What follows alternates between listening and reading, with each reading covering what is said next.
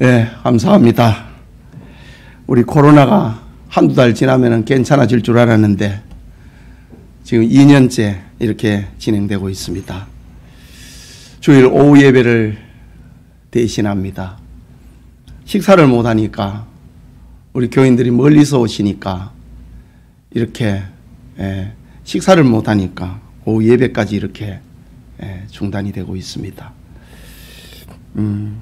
온라인으로 제가 구역 공부를 인도를 하는데 이것이 우리 오후 예배를 대신하고 또 가정 예배를 구역 예배를 대신할 수 있기를 바랍니다.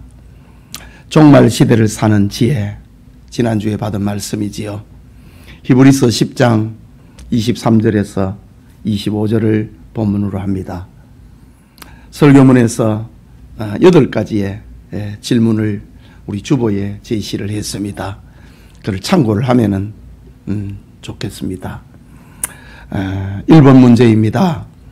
히브리서의 기록 대상은 누구이며 기록의 목적은 무엇인가요? 설교문에서 답을 찾아보라 라는 제가 그 갈로를 처리를 했습니다. 대상은 예수님을 믿다가 환난당한 자들입니다. 좀 더 구체적으로 얘기를 하자면은 유대인 가운데서 예수님을 믿다가 유대인들로부터 고난당하게 된 자들을 향하여서 히브리서가 기록이 됐습니다. 그래서 이 히브리서 안에는 유대인들이 익숙한 모세, 제사, 천사, 율법 이런 이야기가 반복적으로 나오게 됩니다. 이런 내용들은 이방인들은 모르잖아요. 율법을 어떻게 합니까? 모세를 어떻게 합니까? 유대인들에게 익숙한 그런 말씀이지요. 예수님을 믿다가 환난당한 자들이 히브리서의 기록의 대상이 됩니다. 목적은 성도들이 믿고 따를 절대 진리, 절대 가치를 놓쳐서는 안 된다. 환난이 오고 핍박이 온다고 해가지고 그것을 흥정하고 거래를 하고 포기를 하면은 안 된다. 이걸 위해서 히브리서를 기록을 하고 있습니다. 히브리서에 보면은 예수님의 그 타월성, 우월성을 이야기를 하는데 예수님은 천사보다도 위대하시다. 예수님은 선지자보다도 위대하시다. 예수님은 모세보다도 위대하시다. 예수님은 대제사장보다도 위대하신 분이다. 그러니까 유대인들에게는 이것보다 더 큰 건 없는 거예요. 그런데 이 예수님을 믿다가 핍박이 온다 그래갖고 예수님을 다시 십자가에 못 박아버리고 율법외로 되돌아가는 그런 일을 하면 안 된다. 그걸 알려주는 것이 이 히브리서 성경입니다. 두 번째 질문입니다. 성도들이 움직이지 말고 굳게 잡아야 할 믿는 도리의 소망은 무엇인가? 히브리서 10장 23절과 그리고 설교문에서 찾아보라. 성도들이 믿는 도리의 소망, 그것을 굳게 잡으라 했는데 그게 뭐냐? 그것은 예수 그리스도를 믿음으로 구원을 얻는다는 기독교의 핵심 진리다. 유대교에서는 뭐라 그랬습니까? 율법을 지켜야 구원을 얻는다.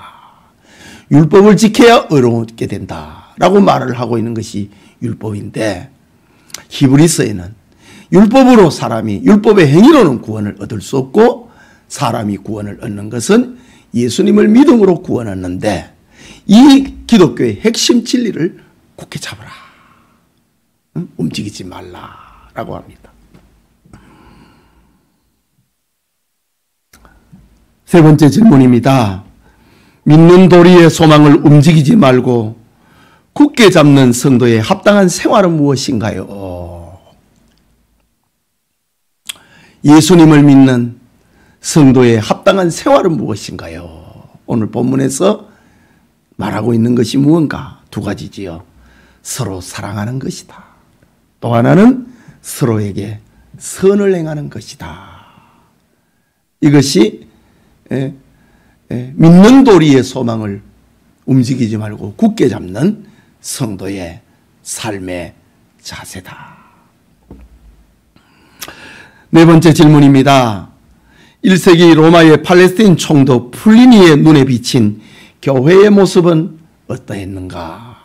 라는 질문입니다.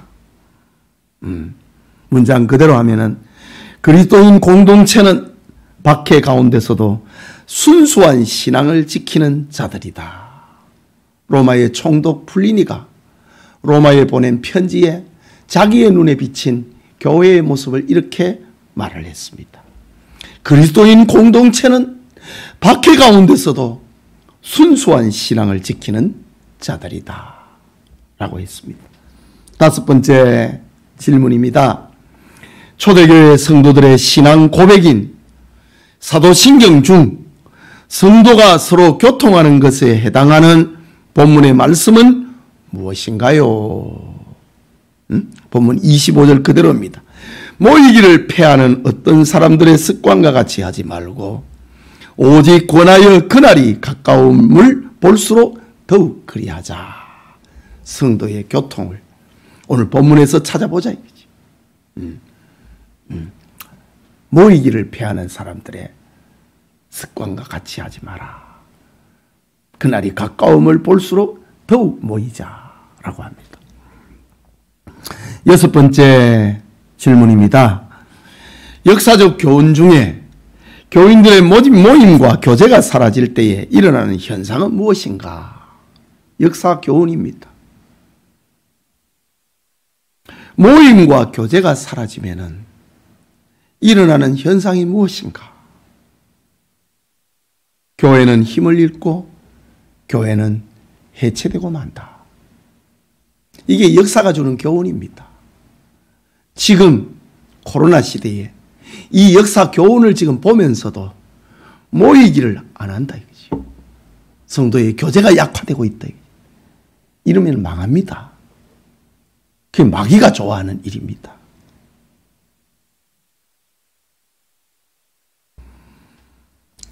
일곱 번째 질문입니다. 성도들이 모여서 기도하고 예배하면 어떤 일이 일어나는가? 마태복음 18장에 사무엘상 7장에 역대하 30장에 사도행전 2장에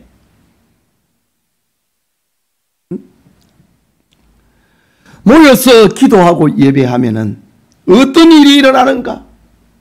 모이면 예수님이 함께 한다고 했습니다. 그리고 하나님의 능력이 나타난다. 그 마귀는 이걸 못하게 하려고 못 모이게 하는 겁니다. 예수님이 함께 한다 이거지요. 하나님의 능력이 나타난다 이거지요. 그러니까 우리가 지금 이 싸움은 혈과 육에 대한 것이 아니다 이거지요. 공중 권세를 잡은 마귀하고의 싸움입니다. 세상 정부하고의 싸움이 아니고 방역 정책하고의 싸움이 아니고 악한 영과의 싸움이다. 그 본질을 정체를 바로 알아야 되는 겁니다. 모여서 기도하고 예배하면 하나님이 함께한다. 하나님의 능력이 나타난다. 8번째, 다음 빈칸을 채워보세요. 설교문에 나오는 이 5개의, 4개의 문장을 이렇게 소개를 하면서 5개의 문장이네요. 첫 번째, 참된 교회는 무엇을 진리로 붙드는 것에 있지 않습니다. 참된 교회는 저급한 무엇을 추구하고 무엇을 흥분시켜주는 것에 있지 않습니다. 참된 교회는 그리스도가 이루어 놓으신 무엇을 움직이지 말고 무엇을 굳게 잡는 것입니다. 빈 공란을 한번 채워보자. 첫째는 사회복지, 그 다음 2번째는 저급한 신비주의, 3번째는 자기 감정. 그거는 참된 교회가 아니라 이거죠. 참된 교회는 예수 그리스도가 이루어 놓으신 대속의 진리를 움직이지 말고 성경을 굳게 잡는 것입니다. 2번째 문장입니다. 무엇이 우리의 신앙을 지켜주는 것이 아닙니다. 우리의 신앙은 무엇을 따라 순종할 때 건강해지는 것입니다. 설교문에서 한번 찾아보라는 거지. 빈공란은 이렇습니다. 세상 문화와 정부가 우리의 신앙을 지켜주는 것이 아닙니다. 우리의 신앙은 하나님의 말씀을 따라 순종할 때 건강해지는 것입니다. 옳지요? 세 번째, 빈공란을 채우는 겁니다. 오늘날 모임을 반대하고 방해하는 문화와 세상 권세의 배후에는 반드시 무엇이 활동하고 있음을 알아야 합니다. 사탄의 영이 활동하고 있다는 것을 알아야 된다. 모임을 반대하고 방해하는 문화와 세상 권세의 배후에는 반드시 사탄의 영이 함께하고 있다. 네 번째 빈공란 채우기입니다. 종말 시대를 사는 성도의 지혜는 교회 안에 들어온 무엇을 배격하고 무엇을 절대 진리임을 고백해야 합니다. 교회 안에 들어온 인본주의를 배격하고 하나님의 말씀을 절대 진리임을 고백해야 된다. 이게 성도의 지혜다. 그 다음에 마지막에 문장은 프랜시스 셰퍼가 한 말을 설교문에 제가 인용을 했지요. 이렇게 얘기합니다. 지난 19세기에 일어난 가장 큰 비극은 사람들이 무엇을 버린 것이며 그 결과 무엇대로 떨어졌다. 프랜시스 셰퍼의 말입니다. 첫째 빈 공간은 절대 가치를 버린 것이고 그 결과 절망의 선 아래로 떨어졌다. 빈 공간은 절대 가치, 절망의 선 아래. 오늘 이렇게 구역 공부를 이렇게 하고 또 지난 설교를 되새김질을 이렇게 해봅니다. 기도합시다.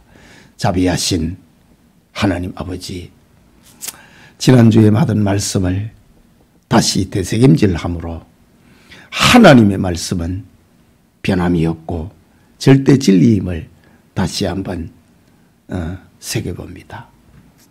종말 시대를 사는 지혜라고 하는 이 말씀 잘 간직하고 우리 성도들의 양식이 되고 길이 되고 목표가 되고 이것이 교양이 되고 이것이 어복이 되도록 축복해 주옵소서. 예수님 이름으로 기도합니다. 아멘.